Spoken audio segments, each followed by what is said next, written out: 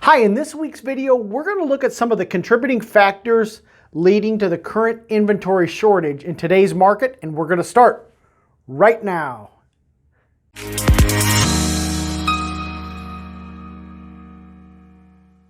Let's talk first about population growth.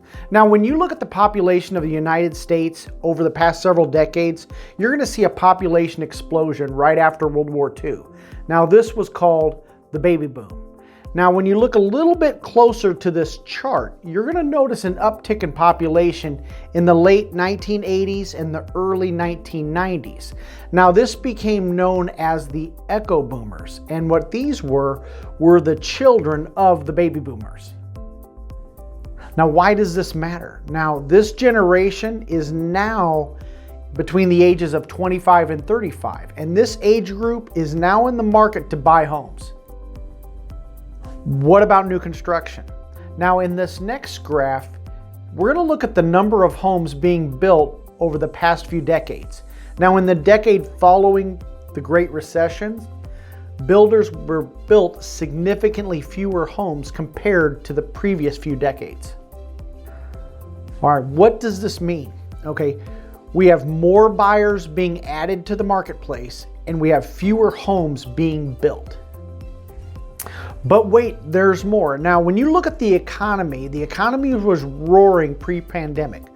Unemployment rate was at near all-time record lows. When jobs are created, it adds buyers to the marketplace. Now, again, people who have jobs buy homes. Okay, then the pandemic hits and we have the shutdowns. Now, many people were forced to work from home, so you had supply chain disruptions, you had lumber shortages, and people were still buying homes, and anybody that was building a home, it took longer to build, and the price increased because of materials. Now let's look at interest rates. Now, interest rates are near all-time record lows.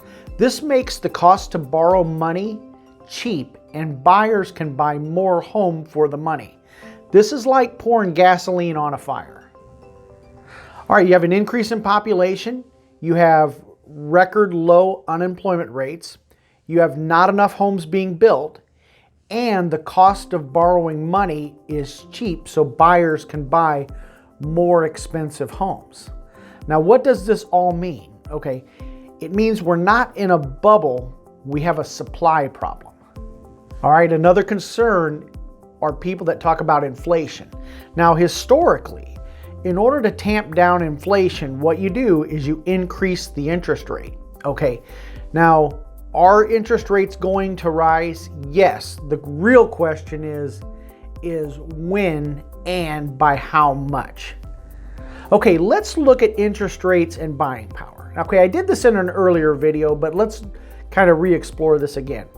If you take a $400,000, if you borrow, let's say $400,000 at a 3% interest rate for 30 years, your payment would be $1,686 per month.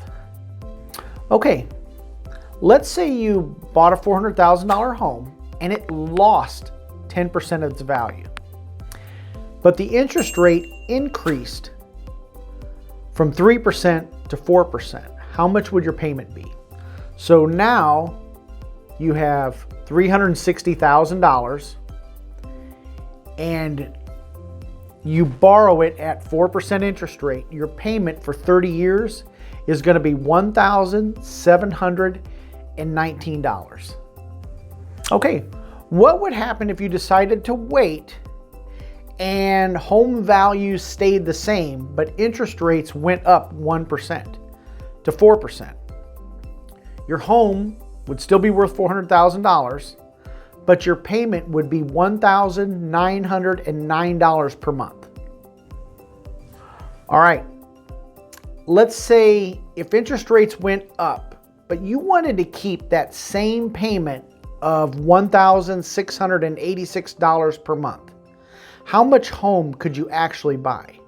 Well, now, instead of buying a $400,000 home, you can only buy a $353,000 home. So you can see those low interest rates really do give you buying power. All right, if you found this video helpful, hey, please be sure to subscribe to my channel. Go ahead and ring that bell for notifications. And if you don't mind, give this video a thumbs up and make it a great day.